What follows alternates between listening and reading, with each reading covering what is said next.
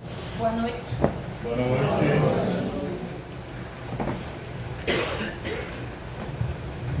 Como é que tá o som? Estão me ouvindo bem? Então, de novo. Boa noite a todos. Boa noite.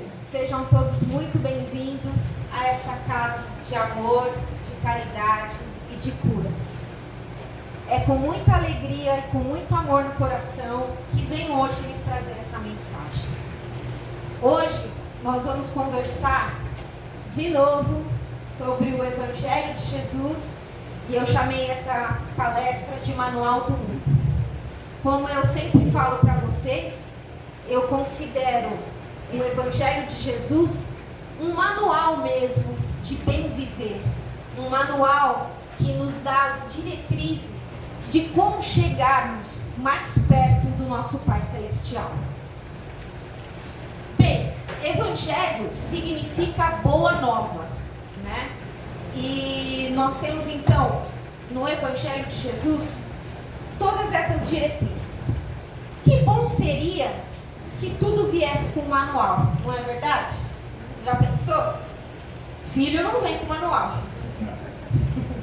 Vizinho também não tem manual, né? O que mais podia vir com manual? Marido podia vir com manual, não é verdade? Sim ou não? Sim. Entretanto, eu, pensando aqui comigo, né? Eu que sou jovem já há algum tempo e que não nasci na era digital, fico pensando, se eu tivesse que vir com manual, eu ia vir com tipo aquelas enciclopédias Barça, né? Porque é tanto detalhe que só uma enciclopédia mesmo pode dar conta, né? Mas então, vamos ao nosso Evangelho, que é o nosso manual de bem viver. Como primeiro mandamento porque, gente, qual que é o núcleo desse Evangelho de Jesus? Quando Jesus foi perguntado qual que era o principal mandamento, ele respondeu assim: amarás ao Senhor teu Deus de todo o teu coração e de toda a tua alma e de todo o teu pensamento. Este é o primeiro e grande mandamento. O segundo mandamento, semelhante a esse, é: amarás o teu próximo como a ti mesmo. Bem, além desses dois principais mandamentos, ele ainda nos entregou uma chave de ouro no Sermão da Montanha, que foi essa aqui: tudo o que vos quereis que vos faça, fazei-o também vós a eles. Bem, dado esse núcleo central do Evangelho, só por esses dois mandamentos, por essa premissa, nós já teríamos, se fôssemos bons entendedores, né, vamos dizer assim, nós já teríamos compreendido tudo o que Deus quer de nós. Porque nesses dois mandamentos e nessa chave de ouro, está ali contido tudo o que Deus espera de nós. Por que eu digo isso? Eu digo isso pelo seguinte: por acaso age com amor ao próximo aquele que se entrega ao egoísmo e à avareza? Por acaso é uma atitude de empatia não vestir a sandalinha do próximo para saber se por que ele agiu de forma X ou Y? É? Não é? E também revela amor a si mesmo aqueles que se entregam a vícios de todas as espécies, a luxúrias e a vaidade? Bem, por isso tudo, nós conseguimos ver que estamos patinando no que diz respeito aos mandamentos de Jesus, né? Porque tudo está voltado a esses dois mandamentos, onde o principal é o amor. Então, vamos falar um pouco sobre as nossas atitudes por aqui.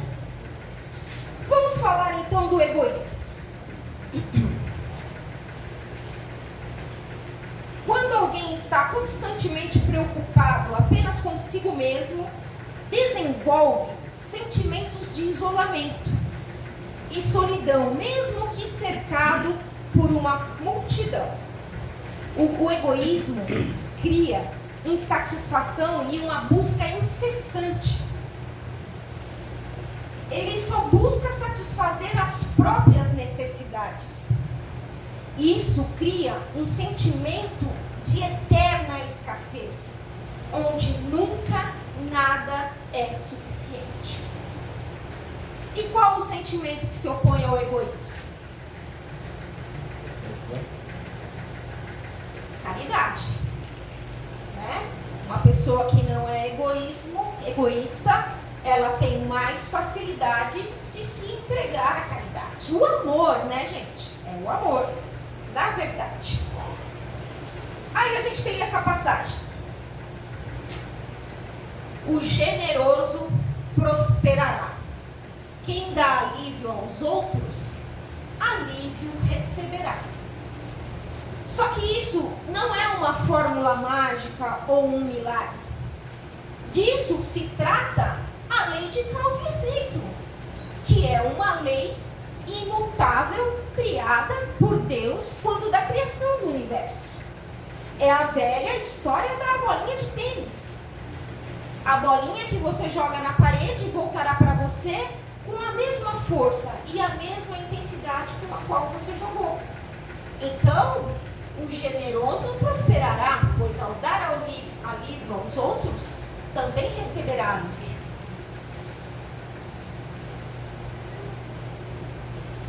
O egoísmo, gente, é a negação da caridade. Sem a caridade, a nossa sociedade, ela está perdida. E ainda tem outra coisa. A gente também já aprendeu aqui que fora da caridade não há salvação. E caridade, vamos entender bem, não é só a caridade onde está o valor pecuniário inserido, o valor do dinheiro. É a caridade moral, a caridade de ouvir o próximo, a caridade de abraçar quando alguém está precisando de um aconchego. Todos os tipos de caridade. Vamos a outro sentimento. E a maledicência? Maledicência, mais popularmente conhecida como fofoca. É por acaso uma prova de amor ao próximo?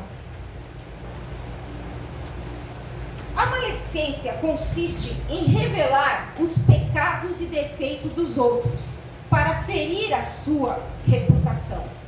Pode até ser que o que se fala a respeito do próximo não seja inventado, mas também que aí já seria uma calúnia. Né? Mas de qualquer forma, calúnia ou verdade, quando você expõe o próximo, você está faltando com as leis de caridade e de justiça também. Porque quem somos nós para apontar o dedo para o outro? Por acaso já olhamos o nosso para depois ir conferir o do outro? Então a maledicência também, no nosso manual de bom viver, tem o seu antídoto. Que qual é? Alguém sabe? É a indulgência.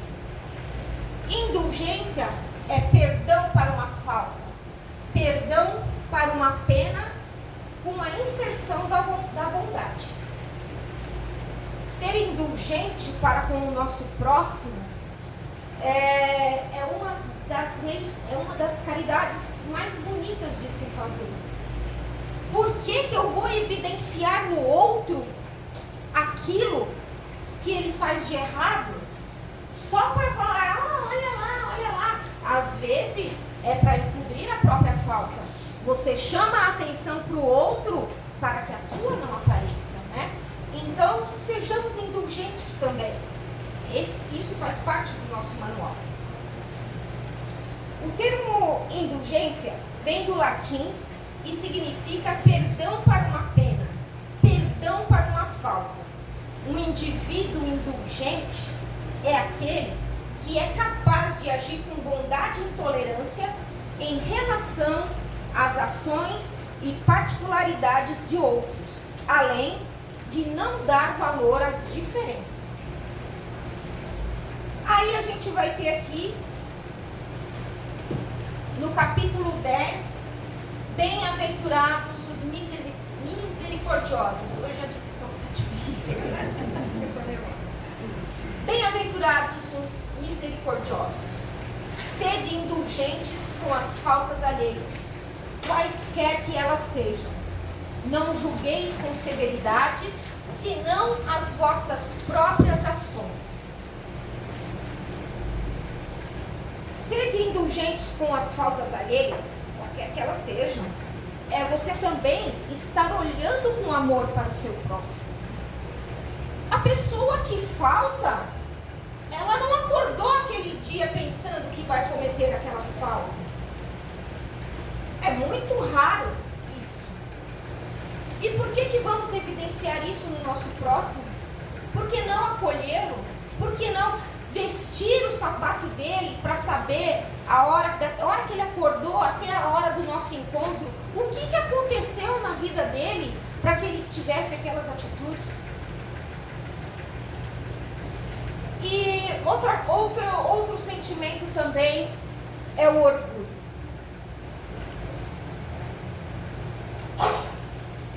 Ainda tem uma indulgência aqui. E sendo assim, o Senhor usará de indulgência convosco, a mesma indulgência que houverdes usado com os outros. Irmãos, não falem mal uns dos outros. Quem fala mal do seu irmão ou julga a lei. E se julga a lei, agora é juiz. E ninguém veio aqui para ser juiz de ninguém. Aqui cada um veio para o seu progresso, para disputar consigo mesmo, para alcançar degraus na sua própria evolução, não para ficar olhando o que o outro fez de errado. Aí a gente também tem o orgulho. Segundo Santo Agostinho, o orgulho é a fonte de todas as fraquezas, porque também é a fonte de todos os vícios. O orgulho não passa de uma triste ilusão, de um engano a respeito de si mesmo e de Deus. Consiste no desejo do homem querer atribuir-se algo que não lhe pertence. O orgulho gera presunção, arrogância, vaidade e ambição, entre outras perversões. É o que leva o indivíduo a elevar-se acima dos outros e às vezes até de Deus. Não é muito orgulho, por exemplo, não aceitar a existência de Deus? Não é muito orgulho do indivíduo que se considera um sábio não conseguir admitir que exista uma inteligência superior à sua e que só por não poder vê-lo ou não poder explicá-lo, não aceitar ser ele Deus? É muito orgulho de nossa parte, não é mesmo? Então, e Jesus se enfrenta à hostilidade dos fariseus, cuja incredulidade é fruto da sua orgulhosa autossuficiência, uma vez que vivem apoiados em seus méritos e no seu rigoroso cumprimento da lei. Ao que o Senhor respondeu: aquele que se exalta será humilhado. O orgulho, gente, é a fonte de todos os nossos males. Esforcemo-nos, portanto, para destruí-lo em nossos corações. Não perpetuar as terríveis consequências que ele nos traz. E qual seria, então, o sentimento que antagoniza com o orgulho? a humildade. Sedes humilde de coração. Me digam assim uma coisa, né? A gente está aqui falando do manual de Jesus, tal, do Evangelho. Quando a gente compra um celular, né? Vamos trazer alguns exemplos aí para a vida real. Quando a gente compra um celular, está escrito lá no manual de instrução: não usar o celular enquanto ele estiver carregando. Sim ou não? A gente usa mesmo assim? Está escrito lá no manual também: não leve o seu celular para o banho. A gente leva? Aí, gente, se a bateria do celular estragar, se ele ficar molhado por dentro, a gente vai poder reclamar com o fabricante? Então, como as coisas de Deus também é assim. A gente precisa observar esse manual. Precisa observar o que é esperado de nós enquanto estamos aqui. Aqui nós estamos em uma experiência na matéria para nos superarmos, nos melhorarmos. Feijão branco 2A 34. Se tiver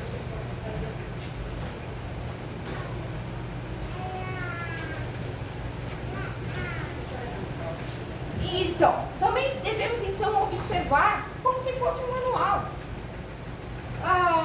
Do mesmo modo que com o seu celular você não vai poder reclamar com o fabricante, você não vai poder reclamar para Deus se a tua vida não estiver indo bem, se você não seguiu as indicações do manual de Jesus. Porque quando a gente segue essas indicações, nós estamos fazendo que a nossa vida melhore, não só na outra vida, aqui mesmo.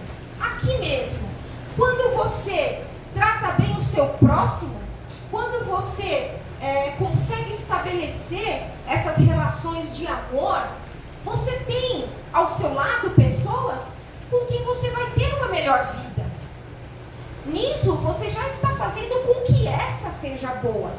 Gente, a partir do momento que nós procuramos estabelecer novas atitudes na nossa vida, daquele segundo em que você diz, é agora que eu vou mudar de atitude para isso, desse momento em diante você já está amparado pela espiritualidade.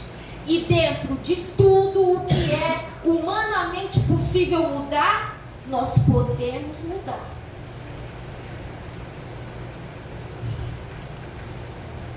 E eu tenho uma oração aqui para vocês também. Meu Senhor Deus, eu não tenho ideia de para onde estou indo. Eu não vejo o caminho à minha frente. Eu não tenho certeza de onde ele termina e tampouco me conheço. E o fato de pensar ou achar que estou seguindo a sua vontade não quer dizer que esteja seguindo de fato. Mas eu creio, Senhor, que o desejo de agradar-te realmente te agrada. E eu espero que em tudo o que eu faça esteja esse desejo presente. E se assim o fizer, tu me guiarás pelo caminho certo e verdadeiro. Embora eu não saiba sobre ele, em ti confiarei, portanto. Mesmo que me sinta perdido e na sombra da morte, eu não temerei, pois estás sempre ao meu lado, e jamais permitirás que eu enfrente sozinho os perigos e dificuldades dessa viagem. E vocês sabem por que isso? Porque quando cada um de nós fez o seu planejamento para aqui estar, nos foi prometido que viríamos com um mentor, que a espiritualidade amiga estaria conosco a cada passo de nossas vidas. Quando a espiritualidade não está conosco, é porque nós não estamos com ela. Eles estão o tempo todo ao nosso lado, só aguardando o momentinho da gente levantar o dedinho e falar: por favor, me ajuda. Está difícil a caminhada. Preciso do seu apoio. Feliz daqueles que têm olhos para ver e ouvidos para ouvir. Essa audição está dentro do nosso próprio subconsciente. E a hora que calamos o nosso coração, podemos ouvir. À noite, quando formos deitar, e de manhã, quando acordamos. Abram os seus ouvidos a tudo o que Deus tem a nos dizer. E adotem esse manual como primordial na vida de vocês. Tenho certeza que a caminhada será mais leve e mais suave. Sem contar que vocês estarão preparando a sua próxima existência de uma forma bem melhor e bem mais suave. Essa era a mensagem que eu tinha para vocês hoje. Obrigada.